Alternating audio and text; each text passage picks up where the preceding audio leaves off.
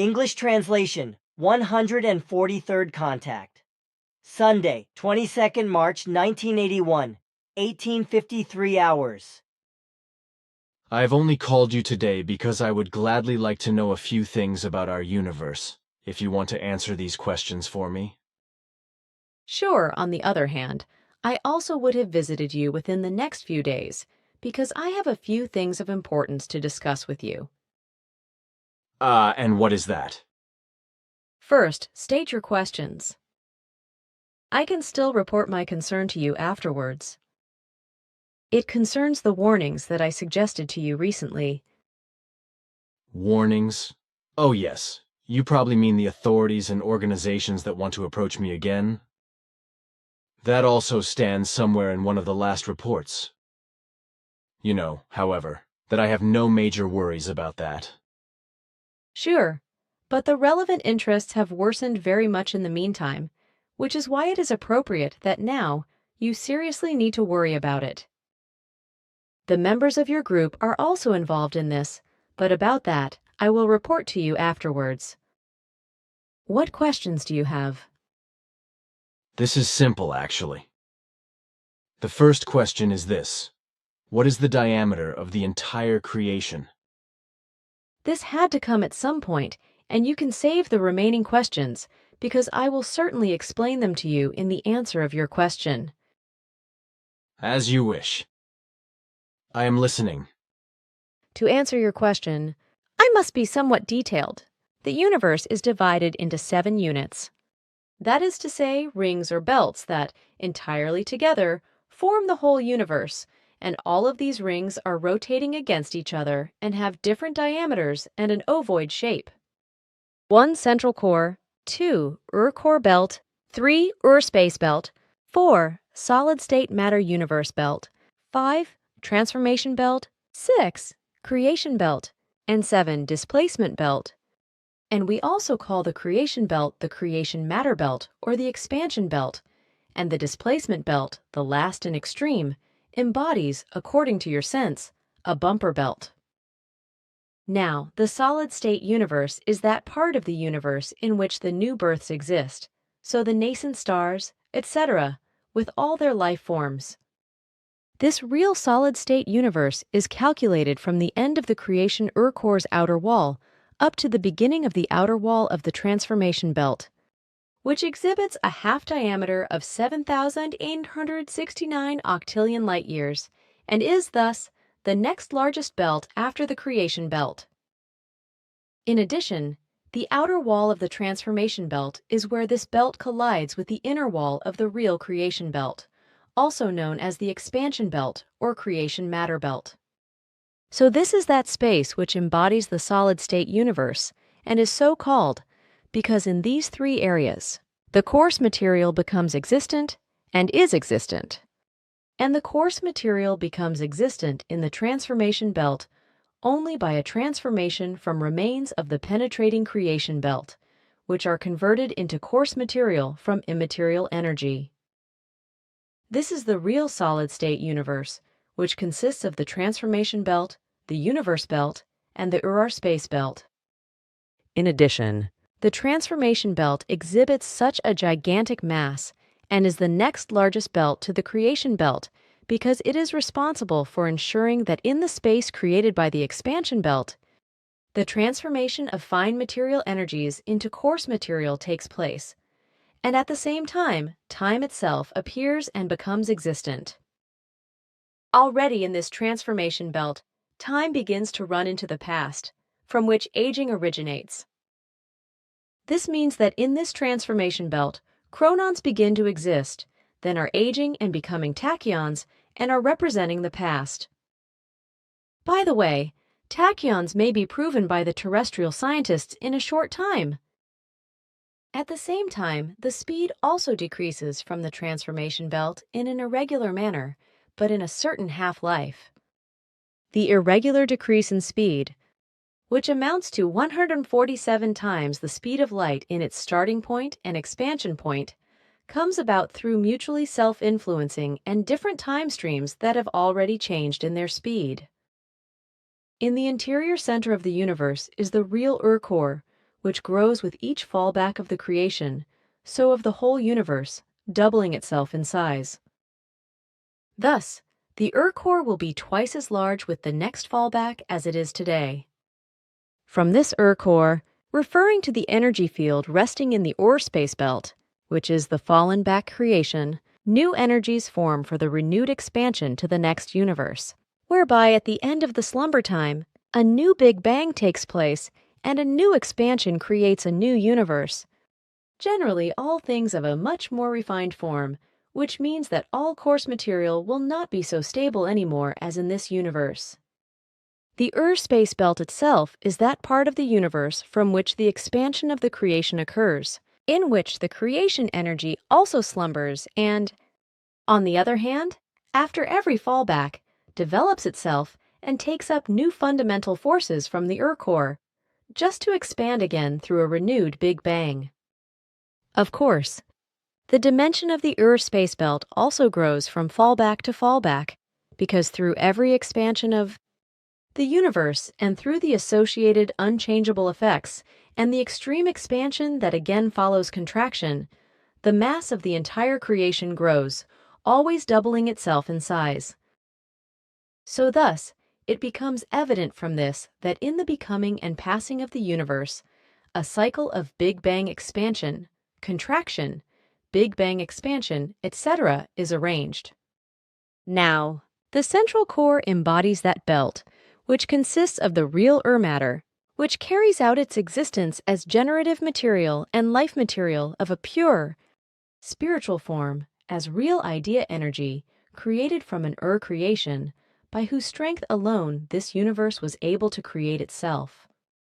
This central core resembles an immense and continually loading accumulator block, which exhibits a magnetic energy that is immeasurable to us up to now, which binds the existing universe to itself and prevents too great of an expansion. This power guarantees that with the start of approximately 47 trillion years of expansion, the expansion speed starts to decrease from 147 times the speed of light and slowly drops until the expansion comes to a halt after 155,520 trillion years and, thus, begins the fallback, the contraction. Thus, the central core forms the real power and life center, while the Ur-core can be seen as a real energy storage. But this central core, the Ur-core and the Ur-space, are only an infinitesimally small fraction of the size of the whole universe. The most gigantic belt is embodied by the creation belt, which further spreads itself into the gaps of the surrounding universes and creates a new universal space.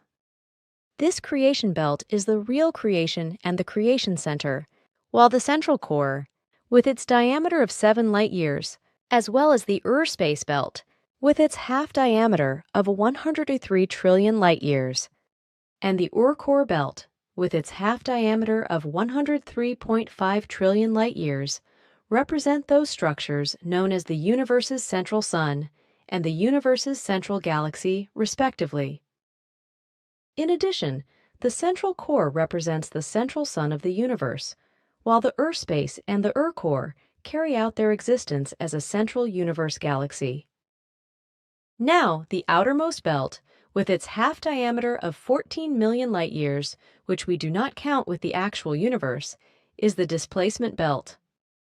This has the task of displacing outwardly and against adjacent universes, and against the nothing space of the absolute absolutum, so to speak, as the ramming force, which pushes everything away from itself and displaces outwardly, so that, after knocking against it, and before pressing itself behind it, it can provide the universe the necessary space for expansion, and therefore the expansion itself.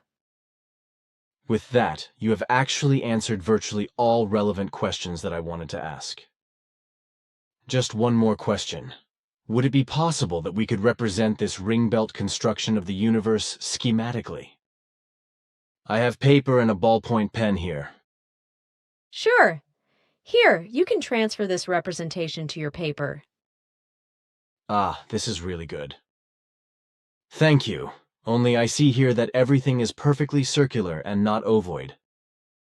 We make our diagrams in this manner for the reason that we can insert the exact data in their average values.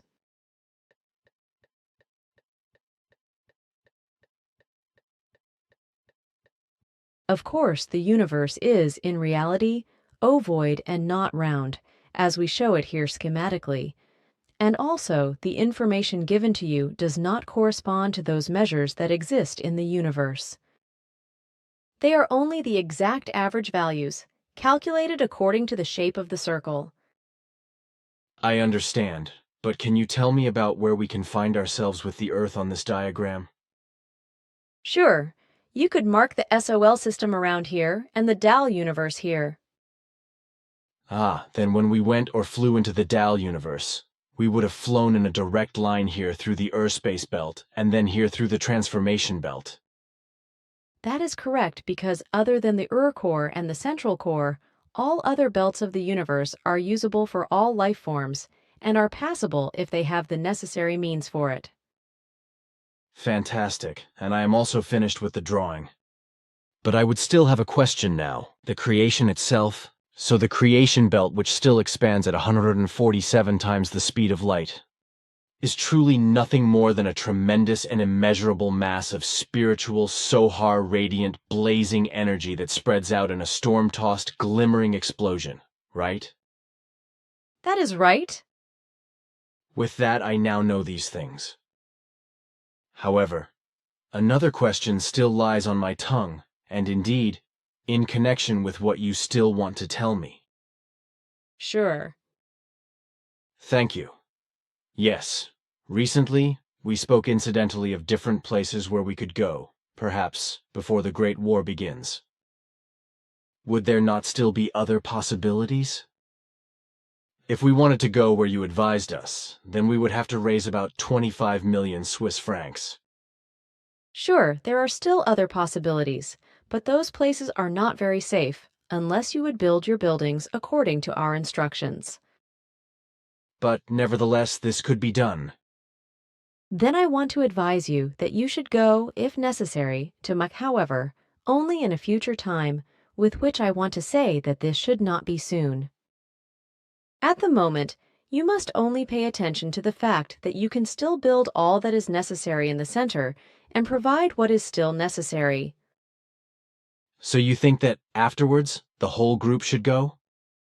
Sure, we have already talked about this for a long time, but you have never seriously taken our advice into consideration. You know why this was always impossible. The quarrels and betrayals. That is well known to me, but now it is the time when everyone will slowly become reasonable.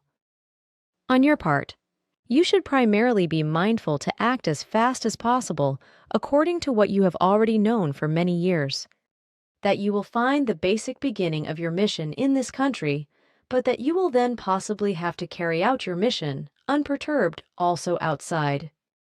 Recently, I also spoke of the fact that already, the official powers try to destroy you and the entire mission. But in addition to this, organizations have also been established, which serve solely for the purpose of destroying the mission and you, and to make it impossible.